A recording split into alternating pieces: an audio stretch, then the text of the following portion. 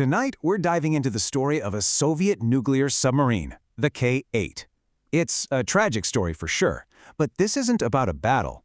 The enemies here were fire, chaos, and the crushing pressure of the deep sea itself. And that really hits the nail on the head for this one. We're going deep, deep down, where the water pressure can literally crush steel and where secrets can lay hidden for decades. This is one of those stories the ocean remembers. All right, so to really get what happened to the K-8, we've got to rewind to 1970. The Cold War was in full swing, but it wasn't just about spies and space races. A much quieter, high-stakes war was being fought completely out of sight in the depths of the ocean. So while the whole world was looking up, watching rockets launch and politicians posture, the real front line, for a lot of people, was dark and it was wet. Nuclear submarines, well, they were the ultimate ghosts in the water, the final word in a global standoff. And that invisible war meant living with constant, hidden danger. And this is our sub, the K-8. She was part of the Soviet Union's very first generation of nuclear boats, the November class. I mean, this thing was a beast. Fast, powerful, a real statement of Soviet ambition. But being first-generation technology, it had its issues, serious ones, lurking right beneath that powerful exterior. So let's set the scene. It's April 1970. The K-8 is out in the North Atlantic, part of this massive naval exercise. It's basically the Soviets showing the world they can go anywhere. You've got a crew of 125 guys, a seasoned captain in charge, everything's going by the book. Just another day at sea. And then, the one thing you never, ever want to happen on a submarine happens. Fire. I mean, think about it. You're trapped in a sealed metal tube hundreds of feet underwater. There's just nowhere to run.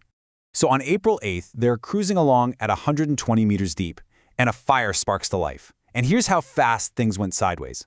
Almost at the same time, a second fire breaks out in a totally different part of the sub. The air is turning toxic. Captain Bessonov has one move and one move only. Get this boat to the surface now.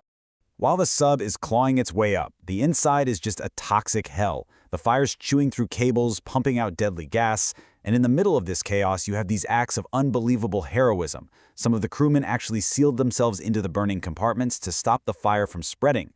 They knew they weren't getting out. It was an incredible sacrifice that bought everyone else a little more time. But here's the thing. As terrifying as the fire was, there was an even bigger danger on board.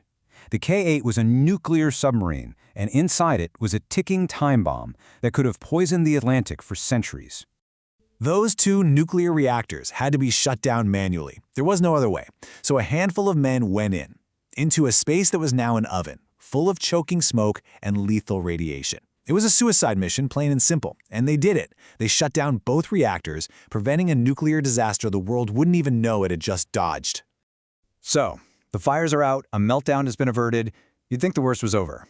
But it wasn't. The battle had just changed. Now KHO was a crippled, powerless hulk, completely at the mercy of a raging Atlantic storm. For days, the sub just drifted like a ghost ship. Rescue ships were plowing through a massive storm to reach them. They managed to evacuate some of the crew, but Captain Bessonov and a core group stayed behind. He wasn't about to abandon his ship. Then, on April 12th, the storm just got angrier. Huge waves were crashing over the deck, and water started pouring into the damaged hull. The crew fought like hell, but the sub was already so weakened from the fire. It was just too much. The K-8 began her final dive.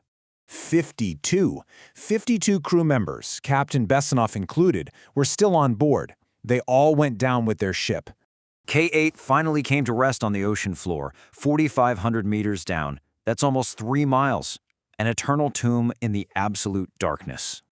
So the submarine was gone, the disaster was over, but the story itself was just beginning. And it was a story the Soviet Union was going to keep buried for a very, very long time. For years, this whole tragedy was kept under wraps, classified. But you can't keep stories of bravery like this hidden forever. Captain Bessonov was eventually named a hero of the Soviet Union, and the men who went into that reactor room were recognized too. And today, the wreck of the K-8, with its 2 silent reactors, is still down there. The story of K-8 is so much more than just a sunken sub. It's a really powerful reminder of the human cost of that silent underwater war. It shows just how razor-thin the line is between our mastery of technology and total, unimaginable catastrophe. It's a story of incredible courage in the face of certain death. The K-8 is just one of these ghosts of the Cold War. It really makes you wonder, doesn't it? What other stories of sacrifice and tragedy are still down there in the dark, just waiting to be told?